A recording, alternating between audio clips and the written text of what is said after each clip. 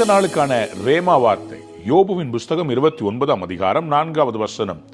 தேவனுடைய ரகசிய செயல் என் கூடாரத்தின் மேல் இருந்தது. இந்த மொழிபெயர்ப்பு தமிழிலே சற்று வித்தியாசமாக இருக்கிறது. உண்மையான மொழிபெயர்ப்பிலே இந்த வசனத்திலே யோபு என்ன சொல்லுகிறார்? நான் தேவனோடு ரகசியங்களை பேசி தேவனோடு கூட நான் ஒரு க்ளோஸ் ரிலேஷன்ஷிப்ல இருந்தபோது தேவனுடைய ஆசீர்வாதம் என் கூடாரத்தின் மேல் இருந்தது. When God's intimate friendship blessed my house. ஆம் தேவ பிள்ளைகளே, நாம் கடவுளோடு கூட ஒரு நெருங்கிய தொடர்பில் அவர் நம்மை நம்பத்தக்க இடத்திலே நாம் இருப்போமானால் அவருடைய ஆசீர்வாதம் உங்கள் வீட்டின் மேல் இருக்கும், உங்க பிள்ளைகள் மேல் இருக்கும். ஆண்டவருடைய ஆசீர்வாதம் யாருடைய வீட்டை ஆசீர்வதிக்கும் என்றால், எந்த ஒரு மனிதன் கடவுள் சொல்லுகிற வார்த்தைகளுக்கு கீழ்ப்படிந்து கடவுள் தனக்கு கொடுக்கிற பணிகளை, அவர் கொடுத்திருக்கிற அந்த குடும்பத்தை, அவர் கொடுத்திருக்கிற பொறுப்புகளை உண்மையாக செய்து கடவுளோடு நெருங்கிய தொடர்போடு இருக்கிறானோ அந்த மனிதனுடைய வீட்டை ஆண்டவர் ஆசீர்வதிப்பார். அந்த மனிதனுடைய வாழ்விலே கடன் இருக்காது, அந்த மனிதனுடைய வாழ்க்கையிலே வியாதி வர முடியாது, அந்த மனிதனுடைய வாழ்க்கையிலே பொல்லாத மனிதர்கள் அவனுக்கு விரோதமாக வர முடியாது. ஏன்?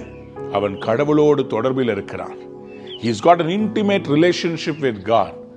கடவுளுக்கு உங்களுக்கும் தொடர்பு இருக்கிறதா? ஆண்டவரை தேடுகிறீர்களா? அவர் கொடுத்த வசனங்களை தியானிக்கிறீர்களா? ஜெபம் பண்ணுகிறீர்களா? ஜெபம் என்பது அவரோடு தொடர்பு கொள்கிற பாஷை.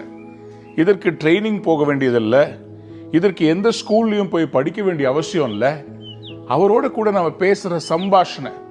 ஆண்டவரே, நான் உங்கள் பிள்ளை வந்திருக்கிறேன், நீங்கள் எவ்வளோ அற்புதங்களை செய்திருக்கிறீங்க, இன்றைக்கும் என் வாழ்க்கையில் செய்வீங்க, என் குடும்பத்தை ஆசீர்வதிங்க. அவர்கிட்ட பர்சனலாக இன்டிமேட்டாக பேசுகிற அந்த ரிலேஷன்ஷிப், தேவனோடு ரகசியங்களை பேசுகிற அந்த அனுபவம். அப்போ கடவுள் நம்மோட பேசுவார். உன் பிள்ளைக்கு இந்த கோர்ஸை படிக்கவே, உன்னுடைய வீட்டுக்கு இந்த நிலத்தை வாங்கு, உன் பிஸ்னஸ்க்கு இந்த கான்ட்ராக்டை சைன் பண்ணு, இந்த தொகைக்கு சைன் பண்ணு.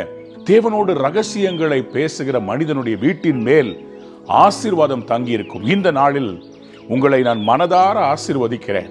நீங்கள் தேவனோடு கூட ரகசியங்களை பேசி அவரோடு கூட நெருங்கிய தொடர்புல இருங்கள்.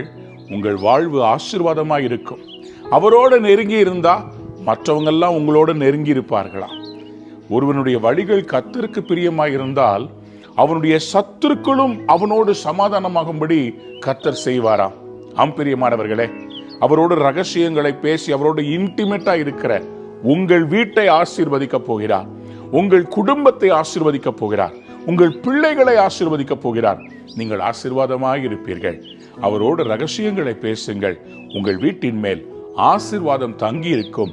இந்த நாள் உங்கள் வீட்டின் மேல் ஆசீர்வாதம். God bless you.